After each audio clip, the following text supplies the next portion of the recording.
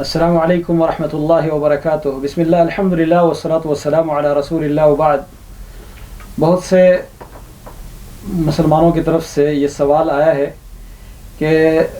شوال کے جو 6 روزے ہیں ان کی فضیلت کیا ہے، اور ان روزوں کے حوالے سے یہ بھی سوال آتا ہے کہ کیا یہ روزے مسلسل رکھنے چاہیے، یا یہ شوال کے شروع میں ہی رکھنے چاہیے، یا اس مہینے میں کبھی بھی رکھے جا سکتے ہیں۔ تو پہلی بات تو یہ ہے کہ شوال کے 6 روزوں کے حوالے سے رسول اللہ صلی اللہ علیہ وسلم کا یہ فرمان صحیح مسلم میں موجود ہے۔ آپ صلی اللہ علیہ وسلم نے فرمایا من صام رمضان ثم اتبعه 6 من شوال كان كصيام الدهر، اور کما قال علیہ الصلوۃ والسلام، جس نے رمضان کے روزے رکھے اس کے پیچھے شوال کے 6 روزے رکھے تو یہ ایسا ہوگا جیسے اس نے پوری زندگی پورے زمانے کے روزے رکھے۔ حدیث کے الفاظ یہ بھی ہے ثم اتبعه 6 من شوال، من یہاں تبعید کے لیے ہے، تو شوال کے دنوں میں سے کوئی بھی دن 6 دن کا روزہ رکھنا یہ رمضان کے بعد انسان کے لیے پورے سال کے روزوں کا اجر اور ثواب کا باعث بن جاتا ہے۔ لہذا شوال کے پورے مہینے میں سے 6 دن روزہ رکھنا چاہیے، اور یہ دن چاہے مسلسل ہو یا بیچ میں فاصلہ ہو، یعنی کچھ دن روزہ رکھا جائے پھر ناغہ کیا جائے، لیکن پورے شوال کے مہینے میں سے یہ دن پورے کیے جائے تو انشاءاللہ یہ فضیلت اور یہ ثواب حاصل ہو سکتا ہے۔ دوسرا سوال یہ کہ جس کے ذمے رمضان کے روزوں کا قضا باقی ہو، یہ سوال کچھ خواتین کی طرف سے آیا ہے کہ اگر کسی کے ذمے رمضان کے روزے باقی ہوں اور شوال کا مہینہ آئے اور وہ یہ چاہے کہ وہ شوال کے روزے رکھے اور جو فضیلت آئی ہے اس فضیلت کو حاصل کرے، تو کیا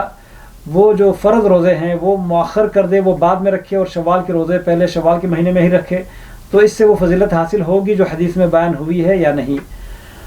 تو اس بارے میں 2 قول ہے علماء کرام کے۔ ایک قول تو یہ ہے کہ جو رمضان کے فرضی روزے ہیں ان کے اندر وسعت اور توسیع رکھی گئی ہے۔ عائشہ صدیقہ رضی اللہ عنہا فرماتی ہے کہ میں رمضان کے جو روزے میرے رہ جاتے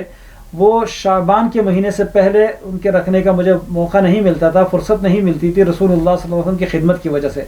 مطلب یہ ہے کہ شعبان کے مہینے تک وہ مؤخر کرتی تھی، انہیں اگلے شعبان تک، رمضان سے پہلے جو مہینہ ہے مطلب 11 مہینے تقریباً اس میں تاخیر ہوتی۔ تو اگر اتنی تاخیر ان روزوں میں جائز ہے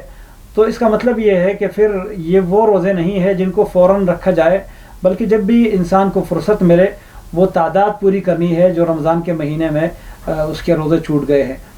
لیکن دوسری طرف علماء کرام یہ کہتے ہیں کہ حدیث کے الفاظ سے یہ ثابت ہوتا ہے کہ جس نے رمضان کے روزے رکھے اس کے بعد شوال کے 6 روزے رکھے، تو رمضان کے روزے جس نے ابھی رکھے نہیں ہیں اگر کسی کے ذمے رہتے ہیں تو وہ پہلے وہ رکھ لے، اس کے بعد شوال کے روزے جو 6 ہیں وہ رکھ لے، تو تبھی اس حدیث پر عمل ہوگا اور اس حدیث کی فضیلت جو ہے جو اس کے اندر بیان ہوئی ہے وہ حاصل ہوگی۔ اور اسی طرح دوسرا اس کے لیے یہ علماء سبب بیان کرتے ہیں کہ اللہ رب العالمین کی طرف سے یہ انسان کے اوپر قرض ہے، انسان کے اوپر ایک ذمہ داری ہے، اور اللہ تعالیٰ کا قرضہ ادا کرنا، اس کو اتارنا یہ ایسا ہی لازم ہے جس طرح کسی بندے کا قرضہ اتارنا لازم ہے۔ تو بندے کا قرضہ اتارنا، جب بھی آپ کے پاس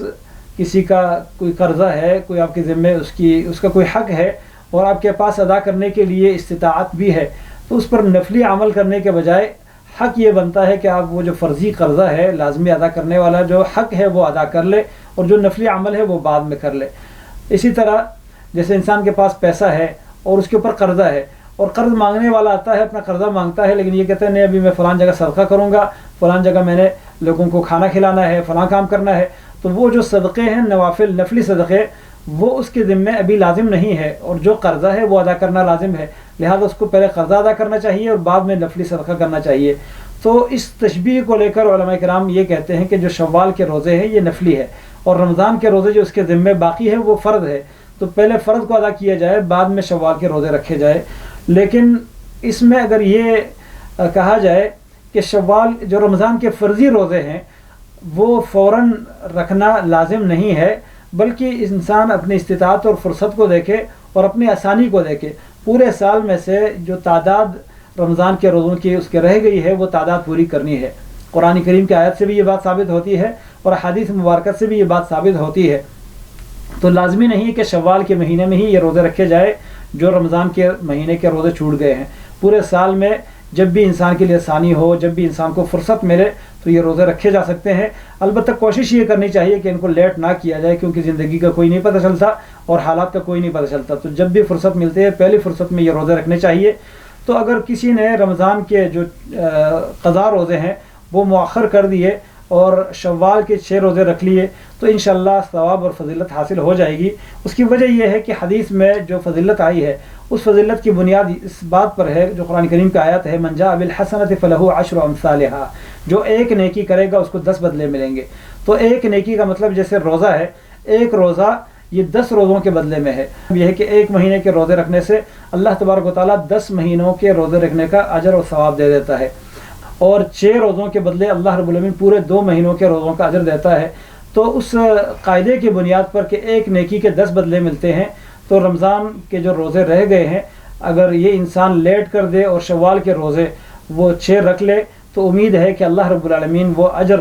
جو رمضان کے روزوں کی وجہ سے انسان کو پورے 10 مہینے کا اجر دیتا ہے، جو دن چھوٹ گئے ہیں بعد میں رکھنے سے بھی وہ اجر پورا ہو جائے گا، اور رمضان کے بعد جو شوال کے روزے ہیں ان روزوں سے اللہ رب العالمین 2 مہینوں کے روزوں کا اجر دے دے گا۔ تو اس لحاظ سے یہ پورے سال کے روزوں کا اجر ہوگا، اور ہر سال اس طرح کرنے سے پوری زندگی کے روزوں کا اجر ہوگا۔ تو امید ہے کہ انشاءاللہ اس میں گنجائش ہے۔ اگر کسی کی استطاعت ہو تو بہتر تو یہ ہے کہ اللہ تعالیٰ کا جو فریضہ ہے اس کو پہلے ادا کیا جائے، لیکن اگر پہلے ادا کرنے کی استطاعت اور فرصت نہ ہو تو پھر رمضان کے بعد یہ شوال کے بعد بھی وہ جو فرضی روزے ہیں وہ رکھے جا سکتے ہیں، اور شوال کے مہینے میں جو 6 روزے ہیں تو یہ شوال میں رکھ لیے جائے۔